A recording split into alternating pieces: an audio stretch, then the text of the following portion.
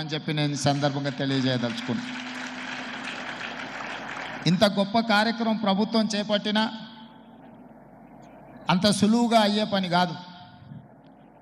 ఈరోజు ఈ కార్యక్రమం నేను ఆశిస్తున్న 36 నెలల నుంచి 42 నెలల్లో ఇది పూర్తయ్యి మళ్ళీ మనమే ప్రారంభించుకుంటాము అని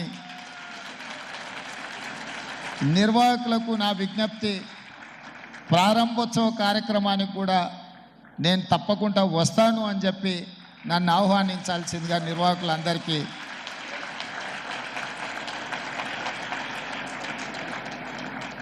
ఎందుకంటే ఇంత గొప్ప అవకాశం, అరుదైన అవకాశం కొద్ది మందికే దక్కుతుంది. ఈ అవకాశం చరిత్రలో నిలుస్తుంది. ఇలాంటి అరుదైన అవకాశాన్ని వదులుకోకుండా ముందుకు వెళ్ళాలనేది నా ఆలోచన. వాస్తవంగా 23 తారీఖు రోజు ఉండే కార్యక్రమం అనుకోని పరిస్థితుల్లో నేను ఢిల్లీ వెళ్ళాల్సి వచ్చింది. అయినా 25 తారీఖు రోజు మళ్ళీ నేనే ఈ కార్యక్రమానికి వచ్చే అదృష్టం కలిగింది అంటే ఇది నేను హాజరు అవ్వాలి అని ఆ దేవుడి సందేశం, ఆదేశం అని నేను భావిస్తున్నా.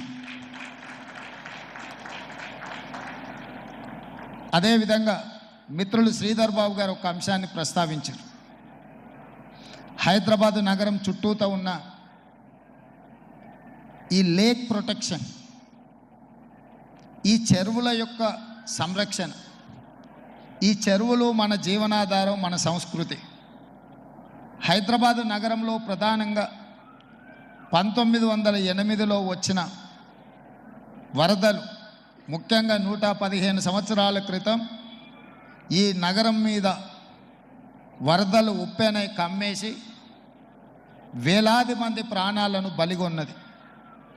ఆనాటి పాలకుడు నిజాం సర్కార్ చెల్లించిపోయి వేలాది మంది ప్రాణాలు కోల్పోవడానికి కారణమైన ఈ వరదల్ని నియంత్రించాలి అని అంటే ఏమి చేయాలి అని ప్రపంచంలో ఉండే గొప్ప వ్యక్తులందరినీ సంప్రదించి మోక్షగుండం విశ్వేశ్వరయ్య గారిని, ప్రపంచానికే ఒక ఆర్కిటెక్ట్ అయిన మోక్షగుండం విశ్వేశ్వరయ్య గారిని నియమించడం జరిగింది.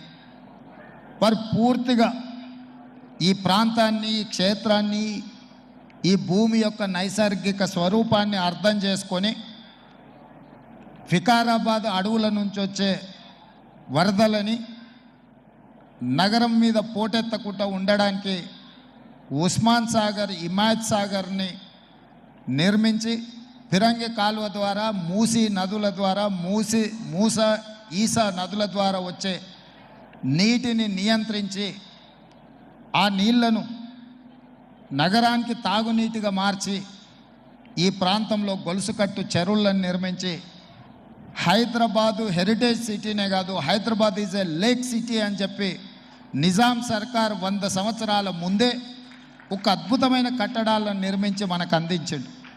వారి వారసత్వంగా వచ్చిన ఈ కట్టడాలు మొన్న జరిగిన ఎండాకాలంలో తాగునీటి సమస్య వచ్చే కృష్ణా, గోదావరి ఎండిపోతే హైదరాబాదు నగరానికి దాహార్తి తీసింది గండిపేట, అంటే ఉస్మాన్ సాగర్, హిమాయత్ సాగర్ నుంచి ఈ నగరానికి తాగునీటిని వాడుకున్నామన్న సంగతి రాష్ట్ర ముఖ్యమంత్రి నేను చెప్పదలుచుకున్నా.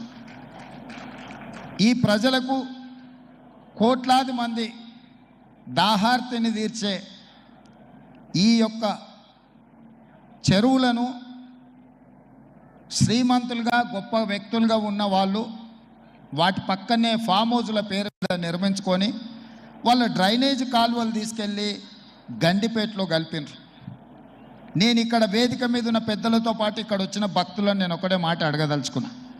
ఇవాళ వాళ్ళ విలాసవంతమైన జీవితం కోసం నిర్మించుకున్న ఫామ్ హౌజులలో నుంచి వచ్చే డ్రైనేజ్ గండిపేటలో హిమాయత్ సాగర్ తాగునీటిలో కలిపితే ఆ నీళ్ళు హైదరాబాదు నగరానికి తాగడానికి సరఫరా చేస్తుంటే వాళ్ళు నిర్మించిన అక్రమ నిర్మాణాలను వదిలేస్తే ఇక నేను ప్రజాప్రతినిధిగా విఫలమైనట్ట కాదా మీరు ఒక్కసారి ఆలోచన చేయండి.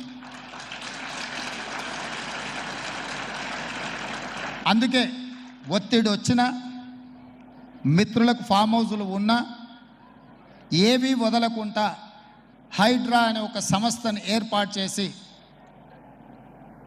తెలియకుంటేనే ప్రజాప్రతినిధులం కొన్ని మన దినచర్యల్లో భాగంగా కొన్ని తప్పిదాలు చేస్తుంటాం. తప్పులు తెలవకుంటేనే కొన్ని తప్పులు జరిగిపోతుంటాయి. మరి ఆ ఖాతాను సవరించుకోవడానికి, ఆ బ్యాలెన్స్ షీట్ను సవరించుకోవడానికి తెలిసి కొన్ని మంచి పనులు చేయాలని నేను ప్రగాఢంగా విశ్వసిస్తున్నా, నమ్ముతున్నా.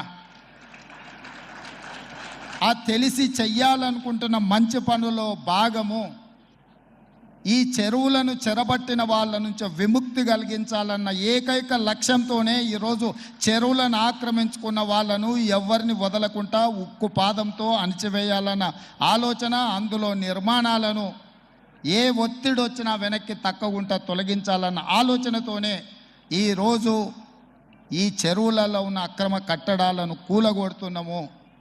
దీనికి స్ఫూర్తి భగవద్గీత అనే కురుక్షేత్ర యుద్ధ సందర్భంలో అర్జునుడు ఆయుధాలను కింద పడేసి రాజ్యం కోసం భీష్మ పితామహుడు, అదేవిధంగా కర్ణుడు, దుర్యోధనుడు, దుశ్శాసనుడు, నా సహోదరులందరూ ఆ పక్కన నించుంటే రాజ్యం కోసం వాళ్ళందరినీ సంహరించడం, వాళ్ళని సంహరించి రాజ్యాన్ని సాధించుకోవడం ద్వారా ఏమి ఉంటుంది, ఏం మనశ్శాంతి వస్తుంది అని చెప్పి అర్జునుడు యుద్ధతంత్రం నుంచి తప్పుకుంటా అన్నప్పుడు శ్రీకృష్ణ భగవానుడు బోధించిందే భగవద్గీత.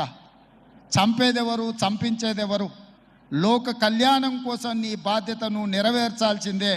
ధర్మం బ్రతకాలి, అధర్మం ఓడాలి అంటే నువ్వు యుద్ధం చెయ్యాల్సిందే అనే యుద్ధ నీతిని ఆ రోజు అర్జునుడికి బోధించింది శ్రీకృష్ణ భగవానుడు.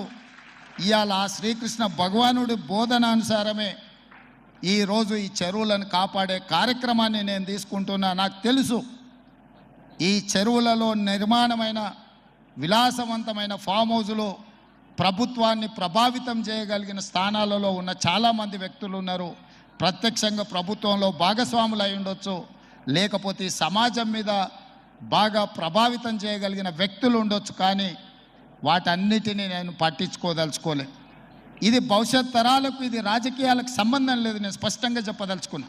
రాజకీయాల కోసమో లేకపోతే రాజకీయ నాయకులను కొంతమందిని దృష్టిలో పెట్టుకొని చేపడుతున్న కార్యక్రమం కాదు ఇది.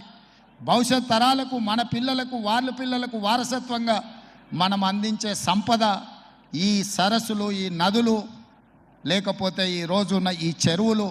ఈ ప్రకృతి సంపదను మనం విధ్వంసం చేస్తే ప్రకృతి మన మీద కక్ష కడుతుంది. ప్రకృతి మన మీద ప్రకోపిస్తే మనం చెన్నైలో చూసినాం, అదేవిధంగా ఉత్తరాఖండ్లో చూసినాం, నిన్నగాక మొన్న వాయనాడు, మనం కేరళలో చూసినాం. ఈరోజు ఇలాంటివన్నిటిని దృష్టిలో పెట్టుకున్నప్పుడు ఈ హైదరాబాదు నగరాన్ని రక్షించుకోవాల్సిన బాధ్యత మన అందరి మీద ఉన్నది. ఇది ఒక సుందరమైన నగరం. ఈ నగరానికి ఈ చెరువులే ఒక అందం. ఈ చెరువులను కాపాడే బాధ్యత ఈ ప్రభుత్వం తీసుకుంటుంది. ఎవరు ఏమనుకున్నా, ఎవరు ఏ ఒత్తిడి తెచ్చినా వాటన్నిటిని పక్కన పెట్టి చెరువులను ఆక్రమించుకున్న వాళ్ళ భరతం పడుతుంది ఈ ప్రభుత్వం అని చెప్పి నేను ఈ సందర్భంగా తెలియదలుచుకున్నా. ఆనాడు కురుక్షేత్రంలో ధర్మం వైపు శ్రీకృష్ణుడు, అర్జునుడు నిలబడ్డందుకే ఈరోజు ఆ ధర్మం అనేది కాపాడింది. వాళ్ళు ధర్మాన్ని కాపాడితే ధర్మం మనల్ని కాపాడింది. ఈరోజు మనం చేస్తున్న పని కూడా అలాంటిదే. మీ అందరి సహకారం ఉండాలి. అదేవిధంగా నిర్వాహకులకు ఈరోజు విద్యకు సంబంధించి లక్షలాది మంది నిరుపేద విద్యార్థులు, ఎస్సీ, ఎస్టీ, బీసీ, మైనారిటీ, ఆర్థికంగా వెనుకబడిన వాళ్ళు ప్రభుత్వ పాఠశాలల్లో చదువుకుంటున్నారు. వాళ్ళకు సరైన భోజనం, పోషకాహారం మేము అందించే దాంట్లో కొంత అటు ఇటుగా ఉండడం వల్ల హరే కృష్ణ ఫౌండేషన్, అక్షయ పాత్ర ద్వారా వాళ్ళకు ఒక నాణ్యమైన భోజనాన్ని అందించడానికి అవసరమైన సహకారాన్ని ప్రభుత్వంతో కూడి ఒక కలిసి అక్షయ పాత్ర ద్వారా, ఈ హరే కృష్ణ పెద్దల ద్వారా ఈ రాష్ట్రంలో ఉండే లక్షలాది మంది విద్యార్థులకు ఒక మంచి పౌష్టికమైన భోజనాన్ని అందించాలన్న ఆలోచనతో వారి సహకారం అడిగినాం. విద్య, వైద్యము మా ప్రభుత్వం యొక్క ప్రాధాన్యత.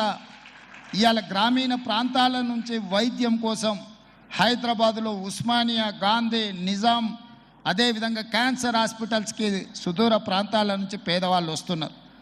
ఆపత్తిలో వచ్చిన తర్వాత ఆకలి ఎలా తీరాలనో వాళ్ళకి తెలీదు.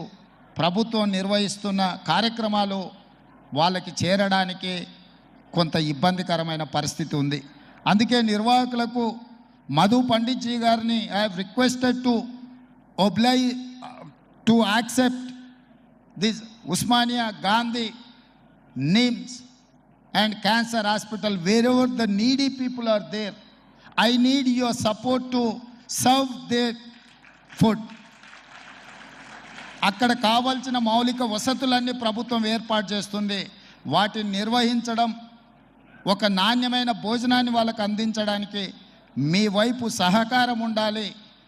మీరు మేము కలిసి ఈ ప్రభుత్వాన్ని ముందుకు తీసుకెళ్తే నిజంగా ప్రజలకు అవసరాలను తీర్చే అవకాశం ఉంటుంది.